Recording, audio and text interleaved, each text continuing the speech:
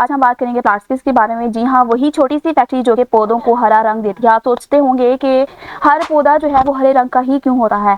तो here is the thing, plastic के जो पौधे को हरा रंग देता है, ठीक है, उसके फूलों को, उसके जो है पौधे जो होते हैं, फल फूल जो है उसको डिफरेंट कलर्स दे रहे होते हैं, ठीक है। जैसे आप डिफरेंट कलर्स के फ्लावर्स देखते हैं, कोई रेड कलर का है, कोई पिंक कलर का है, इसी तरह डिफरेंट कलर्स के आप लोग देख सकते हैं।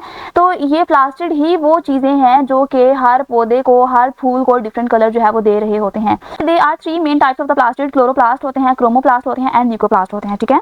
इनकी 3 टाइप्स होते हैं, ठीक है। जो क्लोरोप्लास्ट होती है ना, ये सब्ज रंग वाले होते हैं, ठीक है। ये पौधे को ग्रीन कलर देते हैं, ठीक है। एंड बाकी जितने कलर दूसरे होते हैं, ठीक है, रेड है, ब्लू, ऑरेंज हो गया, पिंक हो गया, येलो हो गया पौधों को, तो ये क्रोमोप्लास्ट दे रहे होते हैं।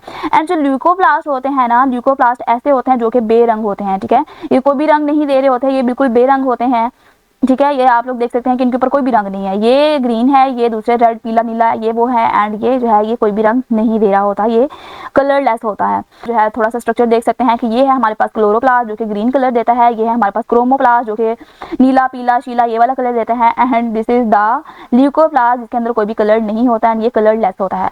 तो चलिए अब आगे स्टार्ट कर। अब इन दोनों की डिफरेंट जो है वो काम होते हैं। एक खुराक बनाता है, एक रंग देता है, एक चीज़ों को स्टोर करता है। तो आज हम सबसे ज़्यादा बात करेंगे क्लोरोप्लास्ट के ऊपर, क्योंकि यही है सबसे ज़्यादा important. This is the real hero chloroplast जो है।